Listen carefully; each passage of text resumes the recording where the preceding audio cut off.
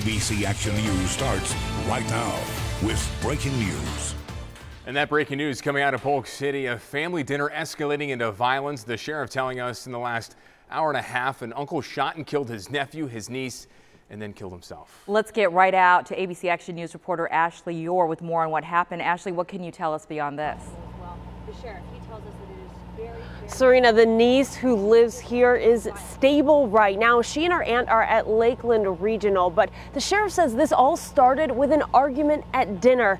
Now you can see those black sheets right there. They are guarding two bodies and they're not releasing any names yet. The sheriff says the uncle and aunt were visiting from Kentucky. Their niece and nephew lived here. Now they got into an argument at dinner. We don't know about what yet, and that argument continued here outside the house. The uncle shot his nephew. His niece ran over to help her husband, but the uncle shot her. She survived. Then he made eye contact with his wife and shot himself.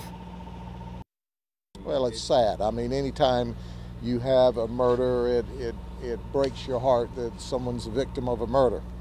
But when you have someone like this that is, he has come down to visit and then shoots and kills the nephew and then shoots the wife, meaning to kill her, while she runs to the aid of her husband. And of course, and then his wife sees all this. It's just horrific. The sheriff says that aunt who witnessed all of this clearly very upset and in shock right now. We expect to learn the names of everyone involved tomorrow. We're also hoping to learn more about what that fight was about. Of course, we're going to keep you updated right here on air and on social media. Reporting live in Polk City, I'm Ashley Yore, ABC Action News. Ashley, thank you. Well, heartbreak for a mother and her Pinellas mobile home community after her 41-year-old son died in a fire. Neighbors tried to save him, but they couldn't. And our Ashley Yore also filed this report tonight on why the cause of this fire is still a mystery. We tried to get him out, but just couldn't do it. The struggle to save a neighbor here in the mobile home community on 46th Avenue North.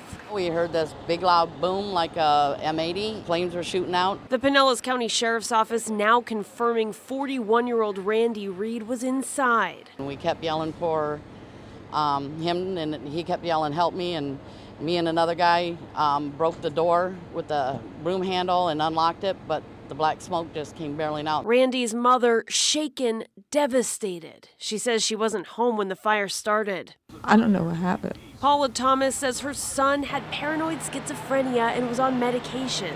She says he loved his family. He had a good heart.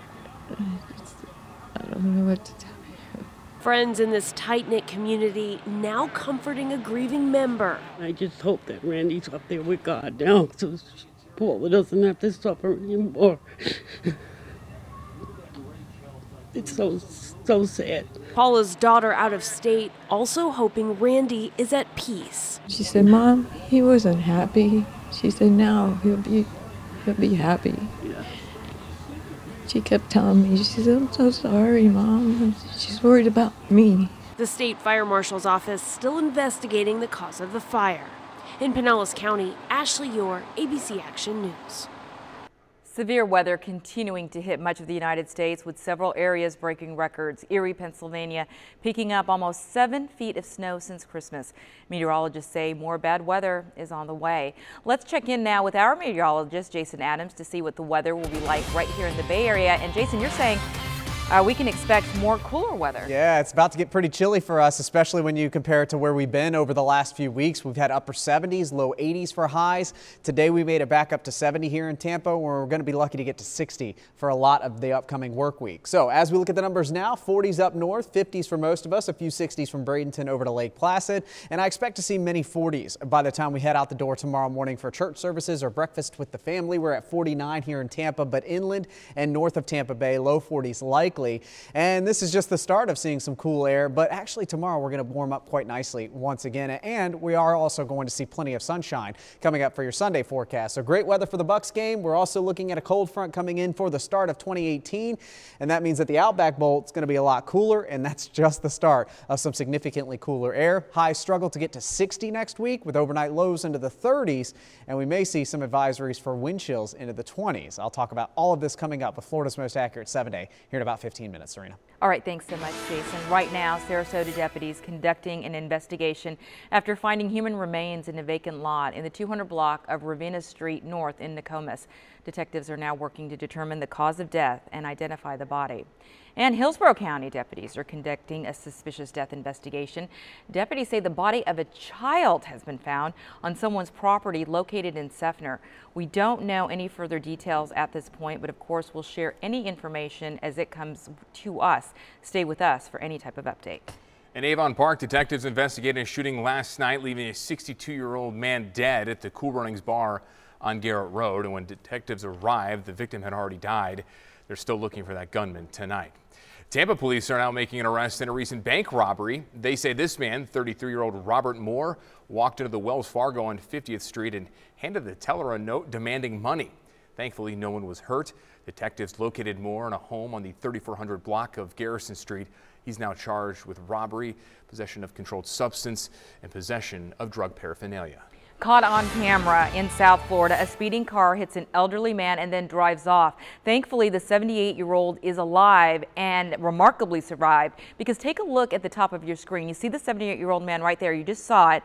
He's walking, and next, a speeding car just slams into him. The victim is bandaged and bruised, but doctors hope he will be okay. And tonight, police are still looking for the driver. Pasco deputies need your help finding the man in this photo. They believe he may have some information about who stole this dark blue 2012 Peterbilt tractor from the Tire Choice Auto Center on Highway 27 in Dundee. They say the SUV in the photo may be a GMC Yukon or a Cadillac Escalade. If you've seen these vehicles or have any information, you're urged to contact deputies. A bizarre story out of Orlando. A naked homeless man found hiding in a baby's nursery closet. Listen to this. Police say 37-year-old Kevin Jones, seen right here, was naked and touching himself. You can see the baby's changing table is just a few feet from the closet where the man was hiding just 2 days after Christmas. The young mother was getting her 3-month-old baby ready for daycare when she opened the closet door. The mother, who does not want to be identified, says when she found him, he didn't move. He seemed startled. But he just continued to stare at me. We don't know how he got in, how long he'd been in here, what he did when he was in here. I don't know if he watched us as we slept. The child's father began to hit the man who said he was homeless, and then that man ran out of the house. Police arrested him nearby. The new year bringing new hope for transgender individuals who want to join the military. The Defense Department is taking steps to receive transgender recruits into ranks as soon as January 1st. But those who join know the legal road could be a bumpy one. President Trump announcing a transgender ban in August, but it is yet to be implemented. A second federal judge blocked enforcement of the prohibition back in November. And if you're planning to ring in the new year in downtown Tampa, take note of a major change. Construction around Channel Side's waterfront has moved the show to Fort Park. That's just south of Amalie Arena, and you may want to pack some snacks. There won't be any food or drink vendors out there. However, organizers are promising great views for the Bay's area's largest fireworks display.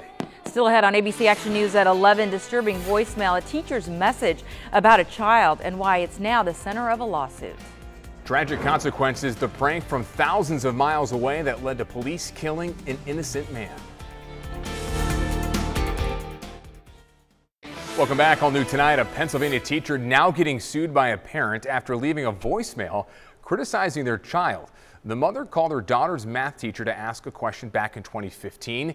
That teacher calling her back and leaving a voicemail, but he forgot to hang up the phone. That teacher next carried out a nasty conversation about the 10-year-old, talking about the student's struggles with math and her appearance.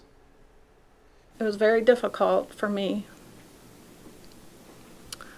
to tell my child, who has been bullied by her peers for years, that she was now being bullied by her teachers.